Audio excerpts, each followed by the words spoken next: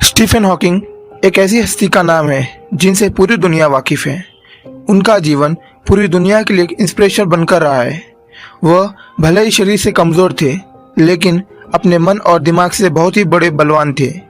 तो आइए जानते हैं उनके बारे में टॉप 10 फैक्ट्स।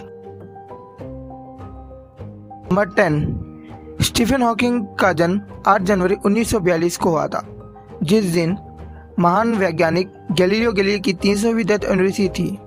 और हैरान करने वाली ये बात है, 14 मार्च 2018 को उनका निधन हो गया था और उस दिन अल्बर्ट आइंस्टाइन की जन्म की सालगिरह थी। नंबर 9, स्टीफन हॉकिंग को आज के समय में एक जीनियस और सर्वश्रेष्ठ व्यक्तियों में गिना जाता है, लेकिन बहुत ही कम लोगों को पता होगा वह अपने बचपन में अपने एकेडमिक्स में बहुत ही कमज़ोर थे। उन्हें कभी भी अच्छे मार्क्स नहीं मिलते थे और वह ठीक से पढ़ भी नहीं पाते थे जब तक कि वो 8 साल के। नंबर 8, एक किशोर के रूप में स्टीफन हॉकिंग और उनके दोस्तों को बोर्ड गेम खेलना बहुत पसंद था और वे अपने खुद के गेम भी बनाया करते थे। एक बार स्टीफन हॉकिंग ने कुछ घड़ियों के पुराने पार्ट से और टेलीफोन के स्विच बोर्ड से एक ऐसे कंप्यूटर का निर्माण किया था जो बेसिक मैथमेटिक्स ऑपरेशन परफॉर्म कर सकता था। नंबर 7, स्टीफन हॉकिंग के पिता चाहते थे वह अपना करियर मेडिकल फील्ड में बनाए, लेकिन स्टीफन हॉकिंग को बायोलॉजी सब्जेक्ट बिल्कुल पसंद नहीं था। वह बायोलॉजी को एक बोरिंग और अनडिफाइंड सब्जेक्ट माना करते थे।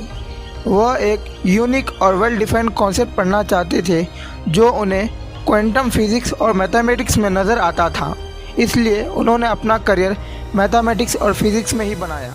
नंबर 6, स्टीफन हॉकिंग महज जब 21 साल के थे तभी उन्हें मोटर न्यूरॉन डिजीज़ नाम की एक बीमारी हो गई थी। यह बीमारी उनके दिमाग की उन सेल्स को अफेक्ट कर रही थी जो ब्रेन से बॉडी की मसल्स को सिग्नल भेजने में मदद करती थी। इस बीमारी में उनकी हालत बद से बदतर होती जा रही थी। डॉक्टर ने बताया कि वो अब 2 या 3 साल से ज़्यादा नहीं जी पाएंगे, लेकिन स्टीफन हॉकिंग ने 50 साल से भी ज़्यादा जीकर डॉक्टर की भविष्यवाणी को गलत साबित कर दिखाया था।